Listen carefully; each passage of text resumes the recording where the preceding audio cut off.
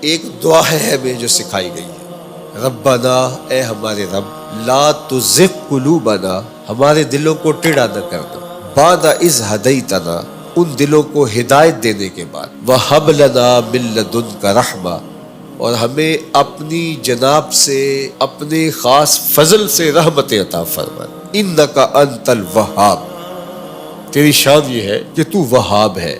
وہاب کا کیا معنی؟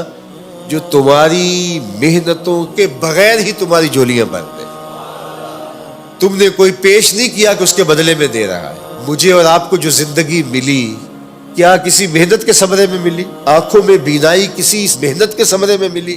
قوت گویائی اور باقی ہمیں جو صلاحیتیں عطا کی گئی، یہ اس کی شان ہے کہ وہ وہاب ہے۔ باقی آپ جب اللہ سے مانگتے ہیں تو پھر اللہ آپ کی بات قریب ہو کے سنتا ہے۔ فرمایا جب تمہارے ہونٹ ہلتے ہیں تمہارا رب تمہارے پاس ہوتا ہے۔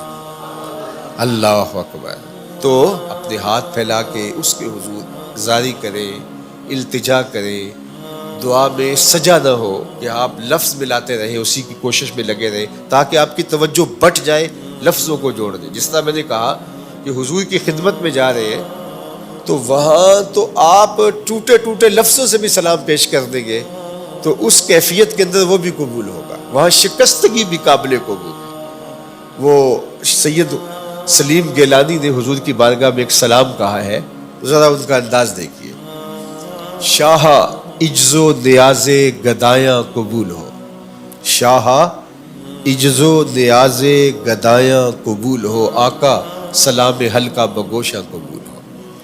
اب ذرا دیکھیے وہ کیفیت جو میں نے عرض کی، لفظ ساتھ چھوڑ گئے گنگ ہو گئے، لفظ ساتھ چھوڑ گئے گنگ ہو گئے، بے ربطیے نوائے پریشاں قبول ہو، بے ربطیے نوائے پریشاں قبول ہو، ساری دعائیں سیل تجلی میں بہہ گئی، ایک اشک لرزاں ہے سر مژگاں قبول ہو۔ تو دعا کے اندر وہ شکستہ لفظ بھی اس کو قبول ہے۔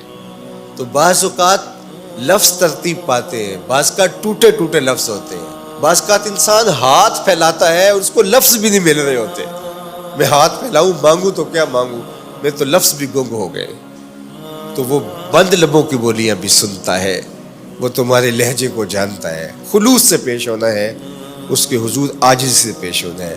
اور یہ دعا اور اس دعا سے جڑے ہوئے مفہوم اس کے حضور آج خاص طور پہ عرض کرنے ہیں، اپنی عبادات کی قبولیت کی دعا کرنی ہے۔ ربنا لا تزغ قلوبنا بعد اذ ہدیتنا وہب لنا من لدنک رحمہ انک انت الوہاب۔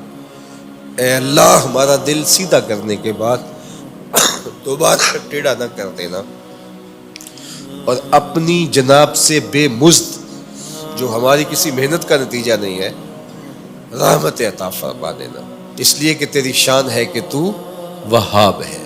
ہماری کسی محنت کے ثمرے میں ہمیں عطا نہیں کرتا، ہمیں ویسے ہی عطا کرتا ہے۔ ہمیں بھی جو بھیجا گیا وہ بھی کیا ثمرہ تھا، ہماری محنت کا نتیجہ تھوڑا تھا۔ ہم نے تو اپنے لیے دعا بھی نہیں مانگی تھی، تو نے بن دعا کے ہمارا وجود بخشا، تو پھر اللہ ہمیں جنت بھی دے دے، اپنے محبوب کا قرب بھی دے دے۔ اور اللہ سے جو مانگو وہ عطا کرتا ہے۔ جب مانگنے بیٹھو تو چھوٹی سے چھوٹی چیز مانگو، بڑی سے بڑی چیز مانگو، جوتے کے تسمے سے لے کے جنت تک اس سے طلب کرو، وہ جھولیاں بھر دے گا، وہ کرم کر دے گا۔ اللہ اکبر۔ حضرت علی کی ایک دعا ہے کہ یا سری الرضا اغفر لمن لا یملک الا الدعاء۔ کیا خوبصورت دعا ہے، ذرا اس کا ترجمہ سنیے۔ اے جلدی مان جانے والے، جلدی راضی ہو جانے والے۔ حضرت علی کی دعا دیکھیے، یا سری الرضا، اے جلدی راضی ہو جانے والے، اغفر لمن لا یملک الا الدعاء، اس کو معاف کر دے جس کے پاس دعا کے علاوہ کچھ ہے ہی نہیں، اس کو معاف کر دے جس کے پاس دعا کے علاوہ کچھ بھی نہیں ہے۔ ہم اپنے عمل اس کی بارگاہ میں پیش تو کریں گے کہ اللہ قبول کر لے، لیکن اگر ہم دیکھیں تو ہمارے عمل تو فساد نیت کا شکار ہے، ہمارے عمل وسوسوں کا شکار ہے، تو کیسے پیش کیے جا سکتے؟ تو ہم عرض کریں